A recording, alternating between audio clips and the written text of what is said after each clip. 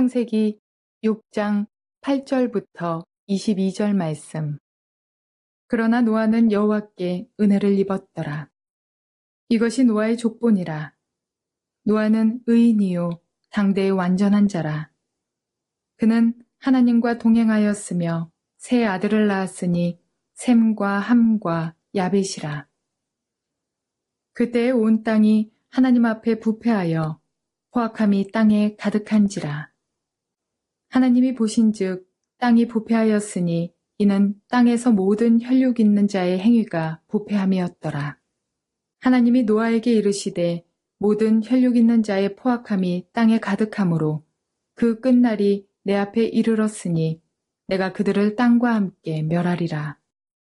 너는 고페르 나무로 너를 위하여 방주를 만들되 그 안에 칸들을 막고 역청을 그 안팎에 칠하라. 네가 만들 방주는 이러하니 그 길이는 300규빗, 너비는 50규빗, 높이는 30규빗이라. 거기에 창을 내되 위에서부터 한 규빗에 내고 그 문은 옆으로 내고 상, 중, 하 3층으로 할지니라. 내가 홍수를 땅에 일으켜 무릇 생명의 기운이 있는 모든 육체를 천하에서 멸절하리니 땅에 있는 것들이 다 죽으리라. 그러나 너와는 내가 내 언약을 세우리니 너는 네 아들들과 네 아내와 네 며느리들과 함께 그 방주로 들어가고 혈육 있는 모든 생물을 너는 각기 암수 한 쌍씩 방주로 이끌어들여 너와 함께 생명을 보존하게 하되 새가 그 종류대로 가축이 그 종류대로 땅에 기는 모든 것이 그 종류대로 각기 둘씩 내게로 나아오리니 그 생명을 보존하게 하라. 너는 먹을 모든 양식을 내게로 가져다가 저축하라. 이것이 너와 그들의 먹을 것이 되리라. 노아가 그와 같이 하여 하나님이 자기에게 명하신 대로 다 준행하였더라. 좋은 날입니다. 성령님께서 오늘도 여러분의 심령 가운데 큰 은혜와 평강으로 함께해 주시기를 주님의 이름으로 축복하여 드립니다. 오늘은 창세기 6장 8절부터 22절까지의 말씀을 통해서 악한 세대에 하나님의 은혜를 덧입어 살아야 합니다 라는 제목으로 말씀을 전해드리려고 합니다. 은혜로 산다는 말의 의미가 무엇인가 알고 싶습니까? 사람은 자기의 힘과 능력으로 살아가는 부분이 중요합니다. 그러나 인생은 내 능력으로 내 힘으로 헤쳐나갈 수 없는 상황이 너무나 많습니다. 내 지혜로서 내 경험으로서 내가 가진 어떤 특별한 다른 사람에게 없는 어떤 은사나 이런 기술을 가지고 살아갈 수도 있지만은 그렇게 한다고 해서 계산대로 되는 것이 세상이 아닙니다. 거기에는 은혜라는 변수가 작용을 합니다. 그렇기 때문에 때로 우리가 정말 노력을 했는데 정말 선하게 살았는데 정말 밤낮으로 수고했는데 왜 결과는 이거밖에 되지 않는가?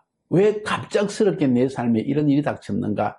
하는 이야기를 듣게 됩니다. 어떤 사람은 내가 수고한 것이 별로 없는데 길이 쑥쑥쑥 저절로 열려진다 하는 이야기도 듣게 됩니다. 도대체 거기에서 작용하는 변수는 무엇일까요? 하나님의 은혜라는 변수입니다. 하나님의 은혜가 있는 사람은 그 삶이 정말 수고하지 아니하였는데도 불구하고 형통의 길이 열려집니다. 문이 열려지는 거예요. 내가 생각지도 못한 좋은 일들이 자꾸 앞에서 열려집니다. 삶이 성공할 수밖에 없지요. 이런 사람을 은혜로 사는 사람이라고 합니다. 어떤 사람은 밤낮으로 수고하고 애를 썼습니다. 노력했습니다. 자기의 힘을 120% 발휘해서 살았습니다. 그런데 꼭 일이 되려고 하는 마지막 순간에 일이 망쳐지게 됩니다. 내가 수고한 만큼 열매를 걷지 못합니다. 낭망하고 또 낭망하는 일이 계속되어집니다. 마치 나에게 어떤 저주가 따라다니는 것 같은 느낌도 듭니다. 은혜가 없기 때문입니다. 어떤 은혜입니까? 인간의 어떤 우연적인 것이 아니라 하나님에게 속한 신적인 은혜가, 하나님의 은혜가 없는 것입니다. 오늘 본문의 말씀은 그 은혜에 대한 이야기입니다. 지난 시간에 우리가 5장에서 본 것처럼 세상이 악으로 가득 찼기 때문에 하나님은 세상을 심판하기로 결정했다고 했습니다. 온 세상이 악하게 되었다는 거예요. 착한 사람을 찾아보기 힘들다는 것입니다. 그런데 그 가운데에서 심판을 면한 사람이 있고 심판을 면한 가족이 있다는 것입니다. 그것이 노아였고 노아의 가족이었습니다. 어떻게 해서 노아는 이런 하나님의 은혜를 입게 되었을까요? 모두가 심판받을, 하나님의 심판을 받아서 완전히 멸족될 수밖에 없는, 완전히 망할 수밖에 없는, 심판을 피할 수 없는 상황 속에서 심판을 피한 사람이 있었다는 겁니다. 그게 누굽니까? 노아와 그의 가족이라는 겁니다. 도대체 노아와 그 가족은 어떻게 해서 이 은혜를 얻게 되었을까요? 오늘 성경에 보니까 첫 번째로 8절에서 노아는 여호와께 은혜를 입었더라. 야, 이거 굉장히 중요한 말씀입니다. 여러분의 이름을 성경에 대비시켜서 누구는 여호와께 은혜를 입었더라. 그 사람이 은혜 입은 걸 어떻게 알 수 있습니까? 또 왜 그 사람은 은혜를 입었습니까? 한번 생각해 볼 만한 점이 아닙니까? 그래서 오늘 본문에 보면 8절에서 노아는 여호와께 은혜를 입었더라 해놓고 이는 노아의 족본이라. 노아는 이런 사람이었고 그때 하나님께서 이런 것을 말씀하셨고 노아는 그 말씀에 순종했더라 하는 이야기를 쭉 설명을 합니다. 노아가 여호와께 은혜를 입은 모습을 보여주고 있습니다. 자, 그러면 여기에서 한번 이런 생각을 해볼 수 있습니다. 노아가 왜 하나님의 은혜를 입었을까? 왜 이 질문을 하는 거 아니? 여러분과 저가 하나님의 은혜를 더 입은 삶, 내 힘만으로 애를 쓰는 삶이 아니라 아무리 애를 써도 생각지 못한 변수 때문에 실패로 돌아가고 좌절되어지고 절망하고 일이 안 되는 이런 삶이 아니라 내가 조금밖에 쓰고 안 했는데도 이상하게 사람을 붙여주시고 기회가 열려지고 생각지 못하는 어떤 사회, 정치, 경제적인 변화가 일어나면서 그것이 나에게 축복으로 되어지고 그럴 때 와, 이건 내 힘이 아닌데? 이건 진짜 은혜인데? 이런 때가 있다는 것입니다. 자, 그렇다면 왜 나에게 이런 은혜가 임하게 되는 것일까? 자, 거기에 대한 생각을 해보려고 합니다. 오늘 본문이 그것에 대해서 많은 생각을 하게 해줍니다. 물론 오늘 여기에 말씀하는 대로 노아는 여호와께 은혜를 입었더라. 하나님이 은혜를 베풀어 주시니까 노아가 이런 사람이 된 것입니다 하고 쉽게 말할 수도 있습니다. 예, 맞습니다. 저희 인생에도 돌아보면 진짜 하나님의 은혜입니다. 예수 믿은 순간부터 지금까지, 아니 이 땅에 태어나서부터 지금까지 마치 하나님이 그 축복의 손으로, 사랑의 손으로, 은혜의 손으로 나를 딱 붙들고 내 삶을 인도해 주신 것을 저는 느끼게 되어집니다. 우리 인간들이 볼 때 모든 것이 좋았다는 이야기가 아니에요. 어려움도 있었고 눈물도 있었고 근심도 있었고 두려움도 있었고 똑같은 인생을 저는 살았는데 근데 보니까 내 삶을 하나님께서 은혜의 손으로 쫙 붙들고 인도해 주는 것을 저는 느낄 수 있었다는 것입니다. 저는 그것 때문에 많이 기도를 했습니다. 하나님, 왜 내 인생에 이런 축복이 임합니까?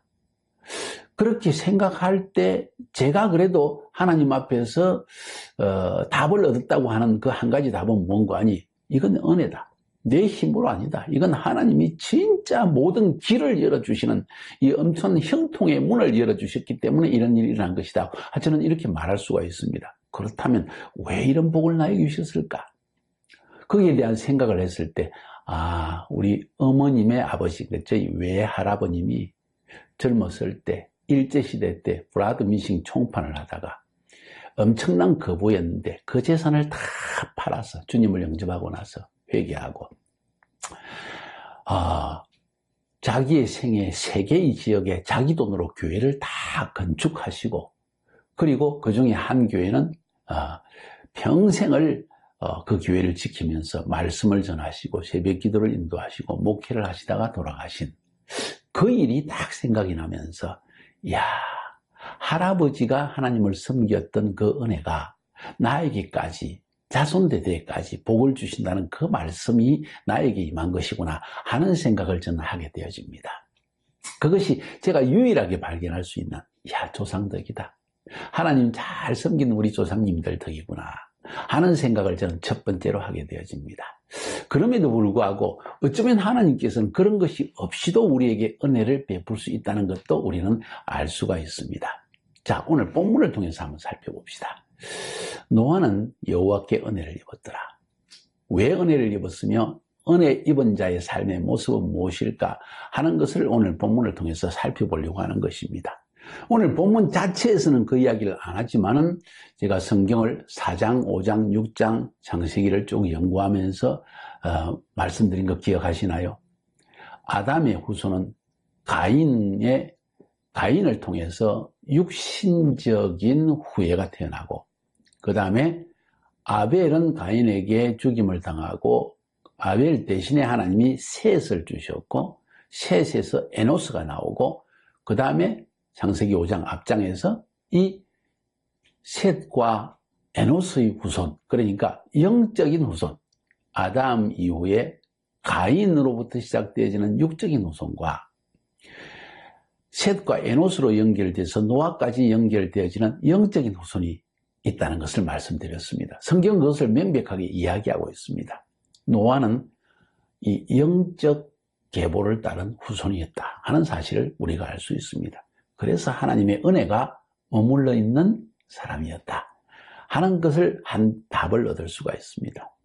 두 번째 답, 동일한 첫 번째 답 속에 발견할 수 있습니다. 이 영적인 계보, 영적인 후손, 육적인 후손이 아니라, 가인의 영적인 후손이 아니라 셋과 에노스로 내려오는, 노아까지 내려오는 이 영적인 후손들의 특징이 뭐라고 말씀드린지 기억하십니까? 에노스는 여호와의 이름을 불렀더라고 했고, 그 영적 후손 가운데 조상 중에 한 명인 에녹이라는 사람, 하나님과 동행하였다 하는 표현을 썼습니다. 자, 이것이 하나님의 은혜를 입은 중요한 한 관점이라는 것을 우리는 성경 연구를 통해 깨달을 수가 있습니다. 여호와의 이름을 불렀다, 하나님과 동행하였다. 여호와의 이름을 불렀다, 하나님과 동행하였다.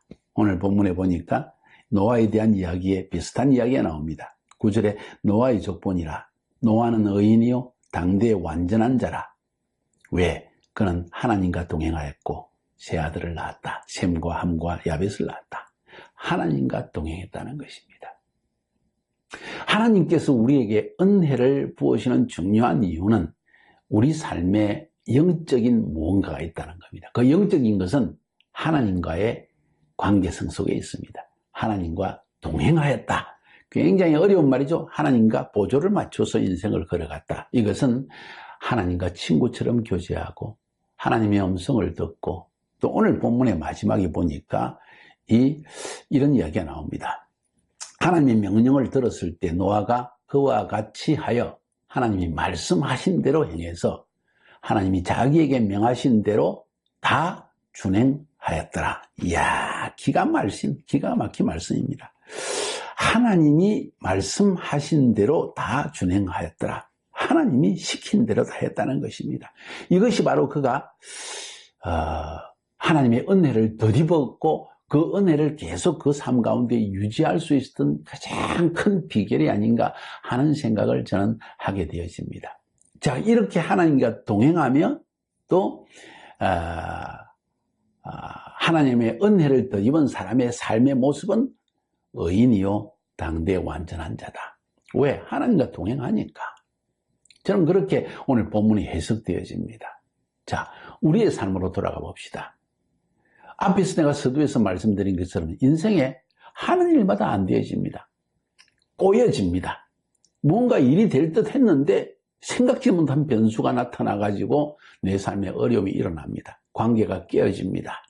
내가 이상한 사람처럼 되어집니다. 왜 그럴까요? 은혜가 부족한 것이죠. 왜 은혜가 부족할까요? 하나님과의 동행에 문제가 있다는 것 아닐까요? 하나님의 음성을 듣고 하나님 안에서 하나님의 말씀대로 순종하는 이 노아와 같은 삶이 아니라 내 이익을 따라서 내 인간적인 자존심을 드러내고 나를 보호하기 위해서 기회적으로 행동하는 이런 면은 없었을까요? 하나님과 동행한다는 것은 하나님의 마음에 합한 삶을 살아간다는 것입니다. 다윗과 같은 사람이지요. 오늘 성경 말씀을 통해서 깨닫는 굉장히 중요한 교훈 한 가지만 생각합시다. 하나님께 은혜를 입은 삶을 살아야 됩니다. 인생 내 뜻대로 안 됩니다. 내 계획대로, 내 원하는 대로 되지 않습니다. 내 원하는 대로 살면 오히려 저주와 재앙이 찾아올지 모릅니다. 지혜로워야 합니다. 참 지혜로운 사람은 여호와와 동행할 때 주시는 은혜가 나를 인도하고 나를 덮어준다는 사실을 아는 것이 중요하지 않을까요? 저는 여러분의 삶이 그렇게 되기를 간절히 축복합니다. 오늘 나머지 부분들은 성경을 읽어보면 알 수가 있습니다. 하나님 보시니까 땅이 부패하고 모든 혈육 있는 자, 사람들의 행위가 부패하였더라.